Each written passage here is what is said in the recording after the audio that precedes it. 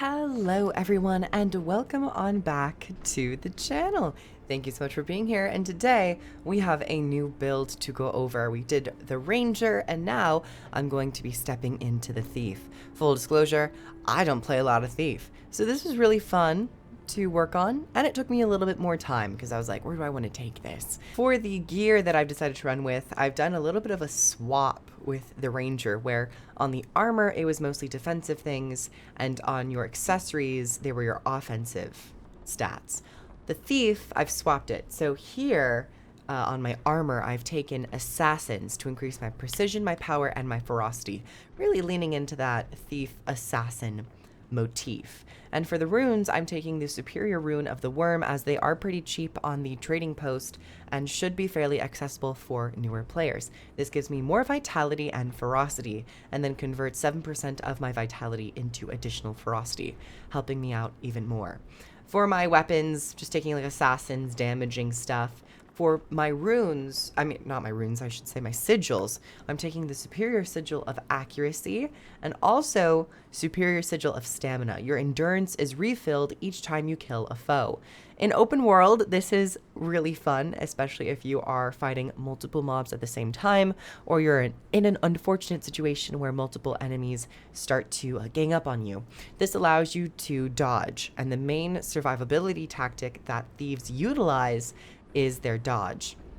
I'm also running with dual pistols to give myself increased range access. And then as for my accessories, this is where you can kind of have more fun. And as for my accessories, I'm taking sentinels. I'm taking vitality, toughness, and power. Let's head on over to the build. Now for the build, this Shadow Blade, I've decided to go with deadly arts, critical strikes, and trickery. So playing a thief, I did lean a bit more into the damage rather than self-sustain and defense, but this should be pretty fine. So for deadly arts, mug, damaging and healing on my F1, revealed training, when I'm revealed I gain additional damage, and then executioner, dealing increased strike damage when your target is below 50% health, executing that target. Next up, critical strikes, twin fangs, deal increased critical damage while your health is above the threshold and gain additional critical hit chance when hitting from behind or the side. Practice tolerance, gain ferocity based on your precision. So gaining more precision, gaining more ferocity. My runes giving me more ferocity based on my vitality. Just a whole lot of deadly critical strikes. And then finally, the only trait that really is about self-sustain over a longer period of time is invigorating precision. You are healed for a percentage of outgoing critical hit damage. This healing is increased while you are under the effects of fury. So 4% baseline and 6% while I have fury. This allows you to self-sustain throughout the fight, and as you're getting more critical hits, you're getting the chance to heal more. Now, this isn't going to be a huge packet of healing, but it is something to self-sustain over time. Next up, trickery. This is where you gain 2 additional initiative, and I recommend this trait line for any thief, no matter the spec that you're running, be it elite spec or core.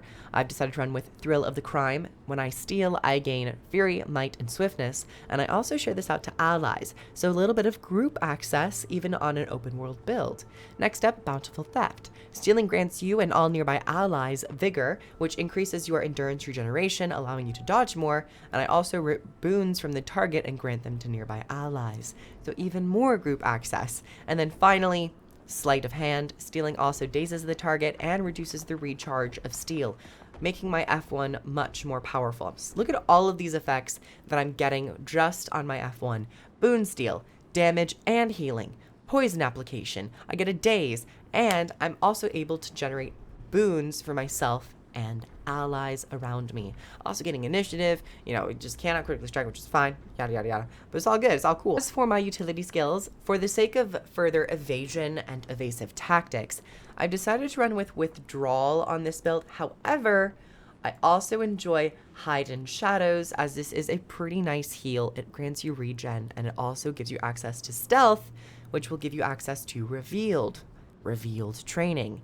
However, I'm also just kind of using cloak and dagger quite a bit. This is on a lower cooldown, it evades, and it removes some of those impairing conditions. So I really would recommend withdraw. Next, Smokescreen. This is a great defensive utility skill. Blind packets in the area and creating a smoke field to combo in. And next, we have 2 signets. When I have a chance to apply signets to a beginner build, I try to take it. So Assassin's Signet increases power, and then activating this will increase my power further. And then Signet of Agility increases my precision, getting those critical strikes in. Activating this will refill my endurance and cleanse conditions from myself and nearby allies, which is even more group access and just self-sustain and dodging. Finally, we have Thieves Guild.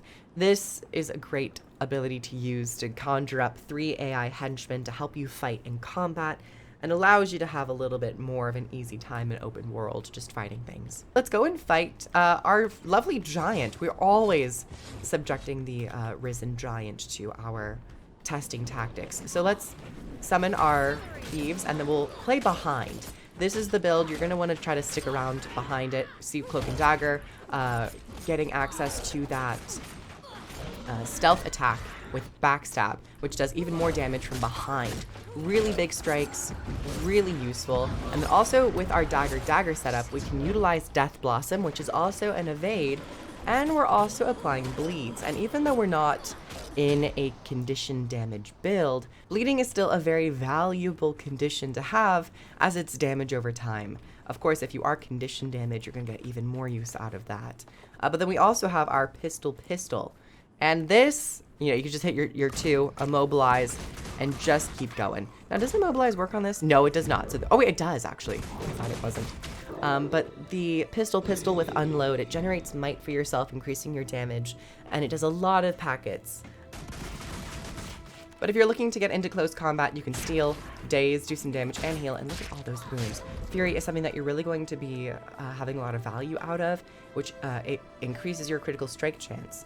And with this build, a lot of critical strikes, being able to attack your target fast, deal big damage, and get a lot of benefit out of your critical strikes. Let's steal again. We'll use our stolen skill just because we can. And as you can see, we're getting some healing while we are attacking, anywhere from like 58, 60, upwards of 150, 200, depending on the critical strike. Ooh, I missed that. We're gonna Cloak and Dagger again. And we're gonna strike 300 on that. And now that we're taking some damage, I'm going to withdraw, giving myself an evade, and it comes back every 18 seconds. So it's something that is a little bit more accessible to thieves. We're gonna apply Smokescreen as well, which allows you to blind any enemies in the area. And this blind is actually extremely useful. We can also combo in this to gain some stealth, to then backstab the target, which is even better. But yeah, I really enjoy Smokescreen. It's a long duration Smokescreen as well, so we can get a lot of blinds out of this, preventing us from getting hit by attacks. Thieves Guild again, back on the giant. We're going to dodge. Evasion is very important. Backstab. Let's do another steal. And we're going to Smokescreen here, and look at how long this goes. With the Smokescreen, if we leap into this, we can gain stealth again, which allows us to use our hard-hitting backstab attack, which is something you really want to prioritize. But also you can Death Blossom in it to throw out more blind missiles if you want to do so. Yeah, ooh. So we did get hit by that. And with the stats that we're taking with the Settler stats, we actually have quite a bit of vitality, so I really wouldn't worry too much as a thief.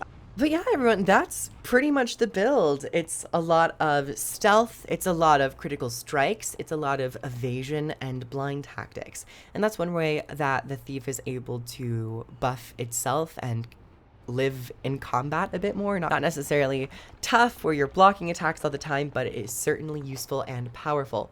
Thank you all for coming on by. Like the video if you liked it. Comment down below your thoughts about this build, or if you have any tips for beginner thieves out there. And if you'd like to support the channel, head on over to the Patreon and get early access to videos. If you'd like to purchase Guild Wars 2 or try it for free, I have links down below, but it's also on Steam.